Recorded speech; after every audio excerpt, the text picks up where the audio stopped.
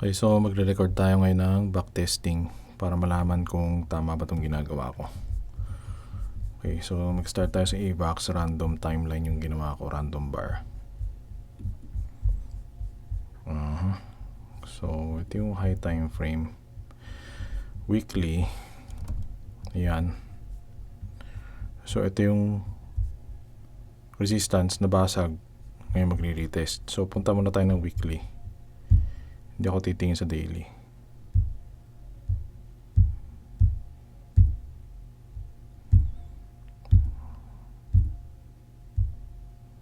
Okay. Rejection. Okay. So ngayon mag-enter ako ng short. Tatargeting ko probably dito. Or sige, trailing stop loss tayo. So ito tayo ng daily. Okay, mali tayo agad yata. Kasi dapat dito pa lang nag-enter na tayo dito. Or break of lows. Ito yun di ba? Bumalik. Tapos yan ang level na yan. Bumalik siya. Okay, break of lows. Antayin natin yung pullback. Daily, di ba? Okay. Dito, pwede na tayo magpasok dito. Lagyan natin short. Tama na itong ginagawa ko. So, dito, sa taas niyan. Open, TP, sabihin natin dito. 1, 2, 3. 1, 2, 3. So, hopefully bumaba. Ayan, bumaba. Huwag kang bumalik. Oh my goodness!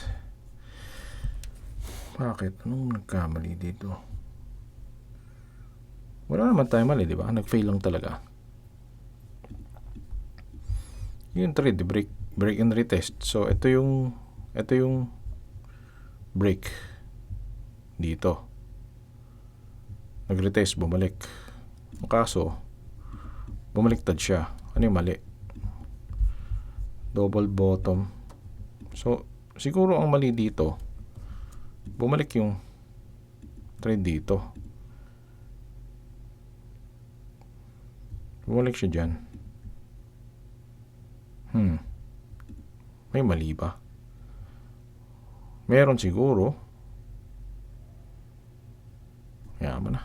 Huwag natin overthink. Mali eh. So, iwan natin siya dyan. Iwan natin siya dyan. Urong ko lang to. Ayan, so may fail tayong isa. Bumalik, nag-hold.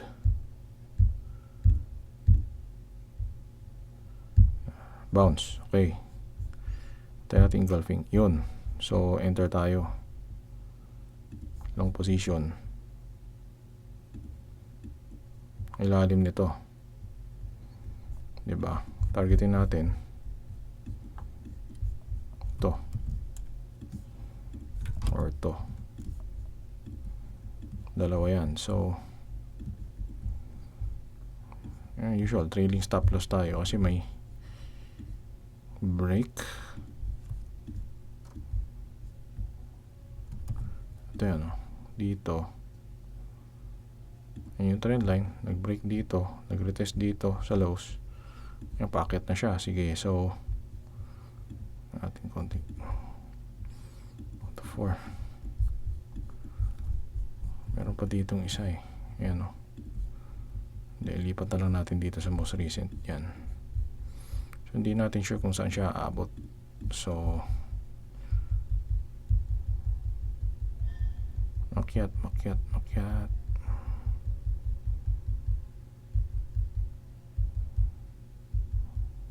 Ayaw. Double tap. Tapusin ba natin na maaga yung trade para makatipid tayo sa loss? Tatapusin ba natin na maaga to? Double tap eh. Siguro ang mali natin, hindi tayo nag-TP dito. Kasi downtrend to eh. Downtrend siya. Ito yung highs. So dapat dito pa lang nag-TP na ako.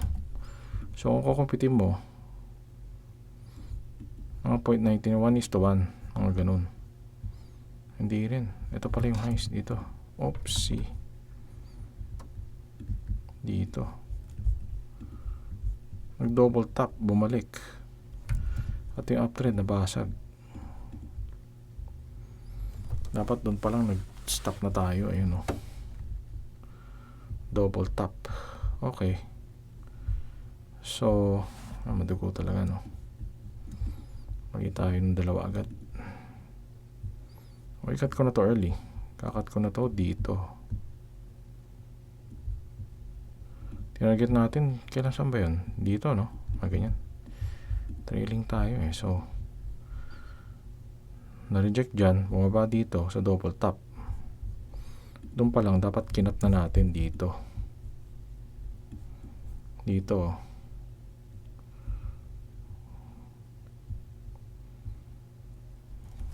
Dito, dalawang beses siya nag-break. Yan o. So, double top. Okay. Cut ko dyan. Wait. So, kanina, nandito yung stop loss, diba? Ganyan. Kalimutan ko na. So, sukatin natin kung ilan yan. Ay, hindi na natin sukatin. Tapos tayo ng oras.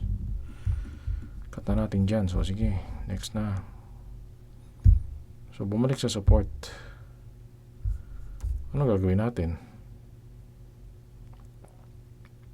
Mag-enter ba tayo ulit? Kasi parang hinahabol natin yung market. Antayin natin kung magre-retest. Fake out ulit yata yun eh. Mababa ba yun? Ayun, bababa. Tama. Nag-fake out, bumalik. Tapos yan. So, magsara ka dyan. Maglulong na ako. Bahala na si Batman. Long na natin yan. Kasi may chance na umabot siya doon. So, mahabol man natin yung nawalang profit. So, 1.71. Pwede na yan. Makyat.